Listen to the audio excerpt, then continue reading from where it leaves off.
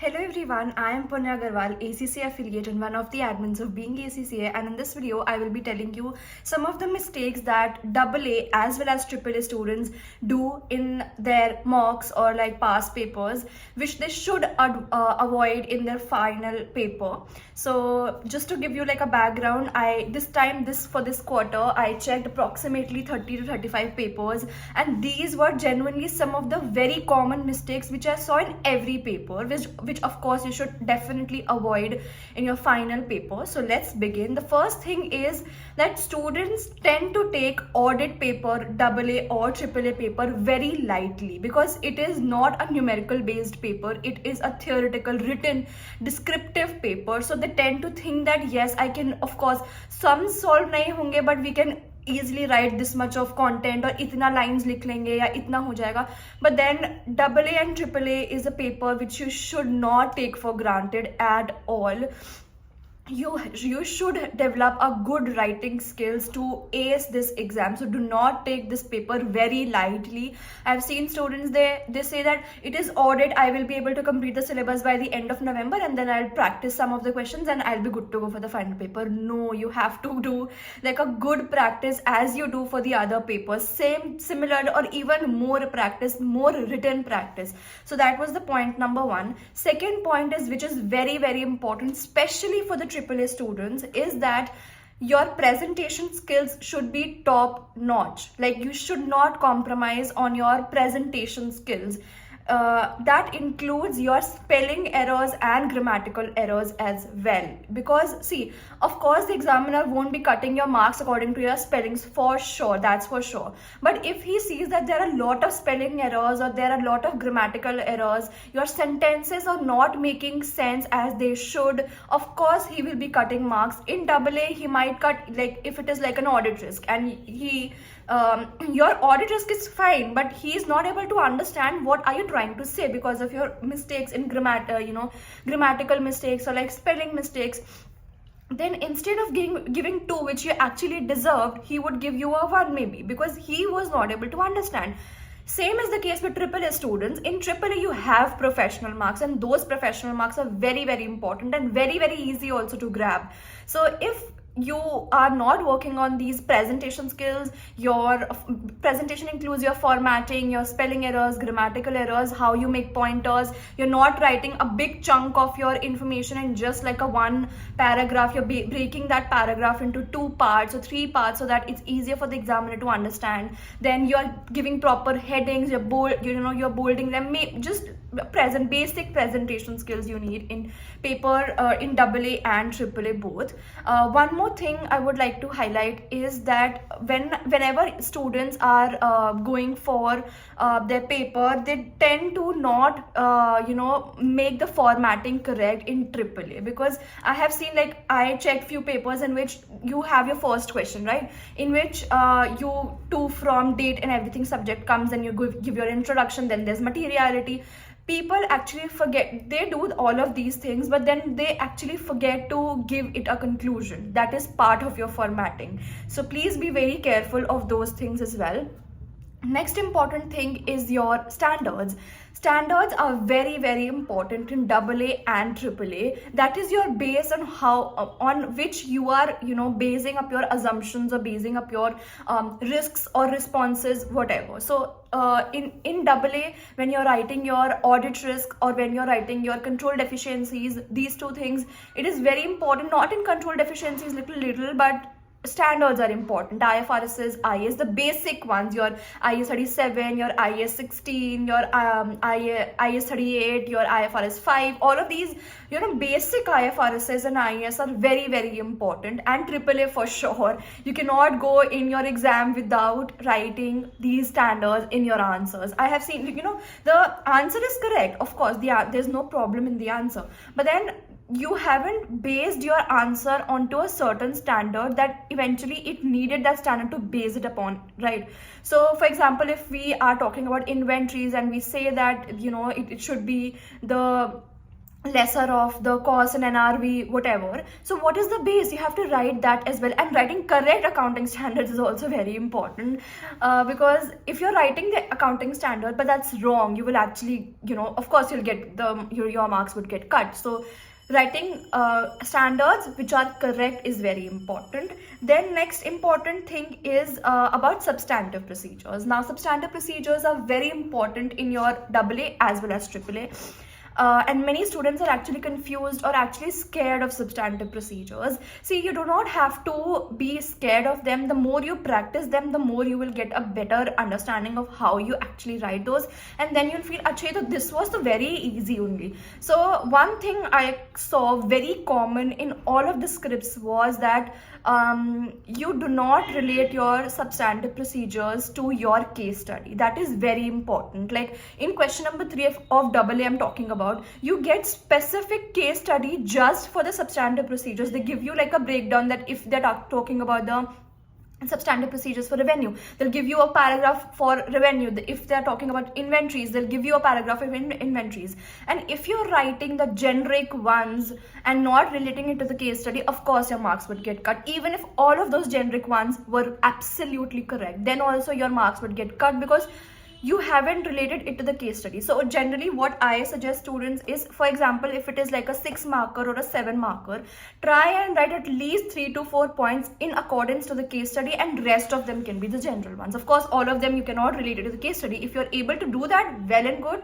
If not, then at least 3 to 4 should be related to the case study. Whenever you are starting, you're starting with the writing of substantive procedures, keep in mind कि अभी general नहीं लिखना है. I'll just write what is given in the question related to the case study, and then whatever points are left, I can write the general ones. So keep that habit in your mind and you will be good to go with the substantive procedures. If you want to know that what are the techniques to write substantive procedures, I've already uploaded a video last quarter regarding explaining about the substantive procedures, so you can check that out. I'll link the video in the description box, so you can check that out. Next thing is again very important, very common in all the papers as well, which is not keeping a track of time. In papers like AA and AAA, because it is a descriptive paper, we tend to write a lot of stories, and those stories are genuinely not needed, to be honest, and then it eventually, your time gets wasted. So please keep a track of time. What I suggest students is, for example, set your time according to the question. For example, if it is a 10 marker, 10 into 1.8, whatever the time that you get, which is 18 minutes, should be used for that particular question. And if you're exceeding that time in your paper, then I genuinely feel that you should just keep that hanging and move on to the next question, so that you do not miss on your paper. And then when you have time, you can come back to your paper, that same question, and write the next points, right? So that is a good way of managing time. If you have some other way, just managing time is very important in AA and AAA. So that was that.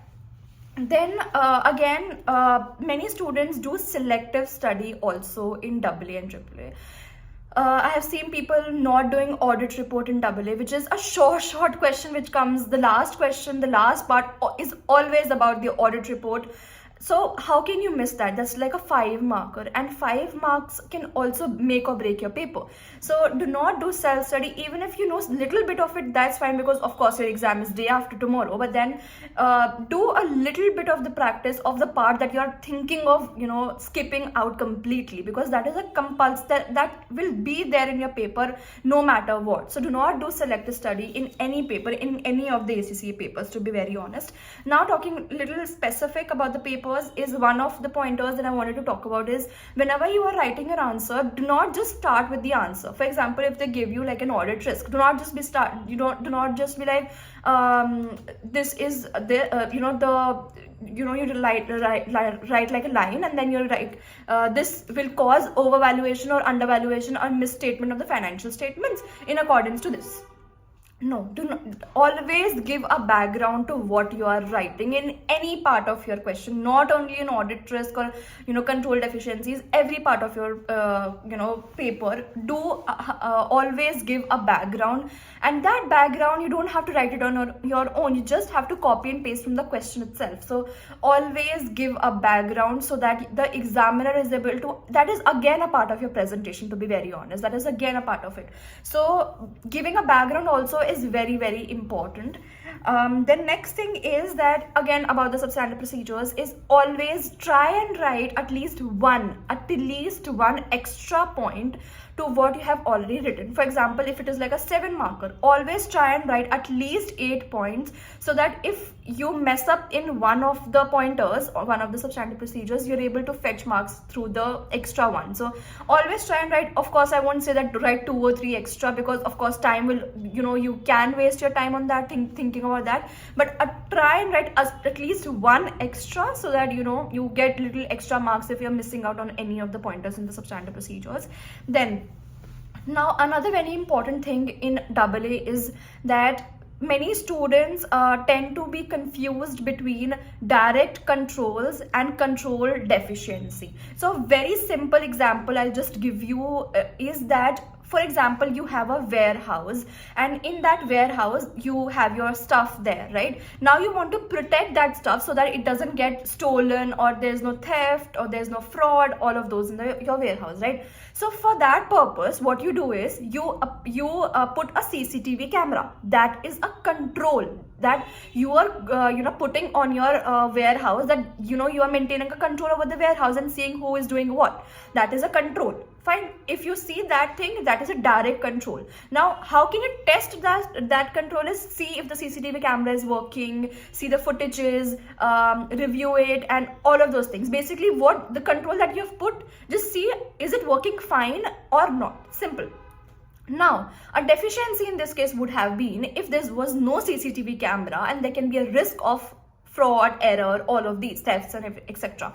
So control deficiency was that there's no camera, there's no security guard, we have a risk of that. So you can write that. Now, control recommendation would be that the deficiency, for the deficiency, you're giving a recommendation that please put up a camera, or please put up a security guard over there who is being regularly reviewed by somebody.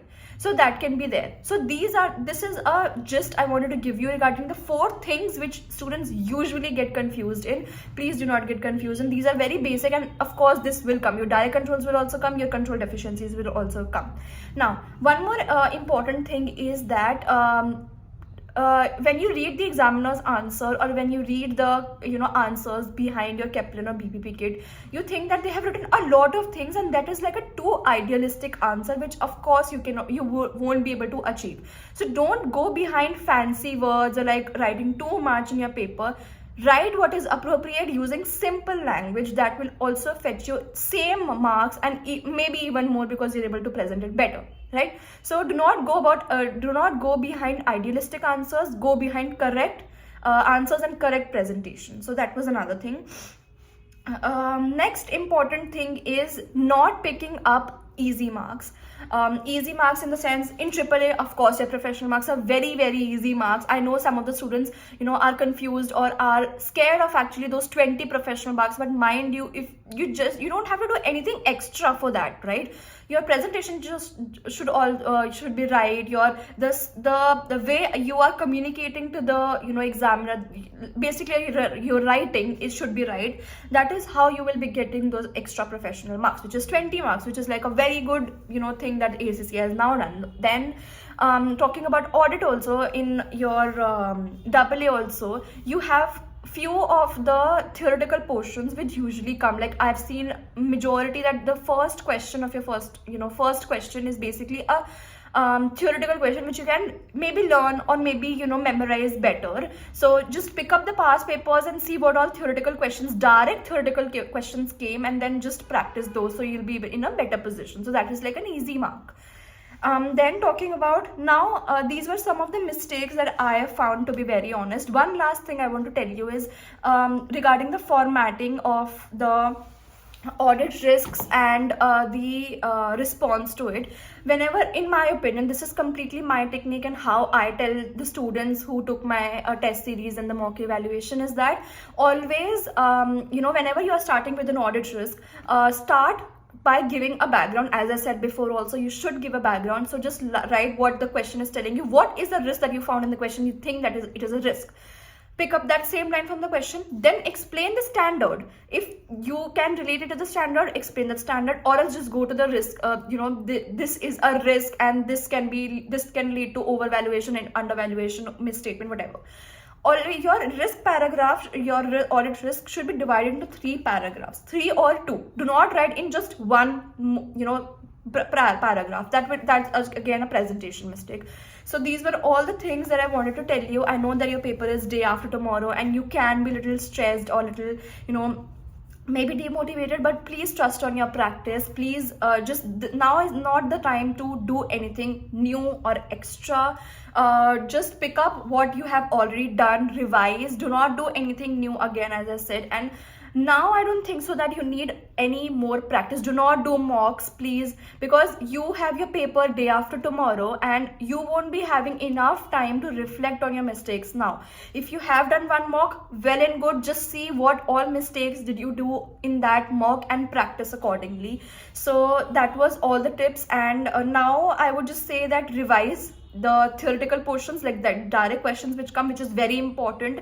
Reflect on your past mistakes which you have already done, and that's all you should do for today and for tomorrow.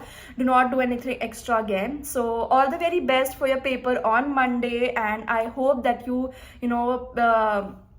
do very well in your paper. Be very confident. Do not be demotivated, because again, if you have practiced enough, if you have done your enough practice, you will be able to solve the paper very nicely. So yes, so that was all. And if you have any doubts, you can definitely message me on Being ACCA Instagram account, Being ACCA, or you can also comment down below and I'll be happy to help you.